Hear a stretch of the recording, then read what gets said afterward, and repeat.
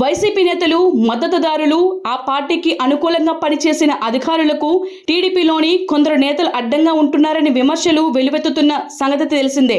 TDP నేతలతో మాజీ మంత్రి, వైసీపీ నేత జోగి రమేష్ ఆ మధ్య ఒక వేదికను పంచుకోవడం, ఒకే వాహనంపై ఊరేగింపులో పాల్గొనడం కలకలం రేపిన విషయం విదితమే. తాజాగా అలాంటి ఘటనే మరొకటి టీడీపీ శ్రేణులను ఆగ్రహానికి గురి చేస్తుంది. సినీ గాయని మంగ్లీ వైసీపీ గట్టి మద్దతుదారు అనే విషయం అందరికీ తెలిసిందే.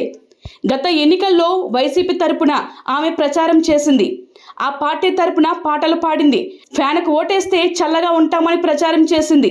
టీడీపీ తరపున పాటలు పాడాల్సిందిగా టీడీపీ వర్గాలు ఆమెను సంప్రదిస్తే తన నోట చంద్రబాబు పేరు ఉచ్చరించడం ఇష్టం లేదన్నట్టు తిరస్కరించారనే ప్రచారం జరిగింది.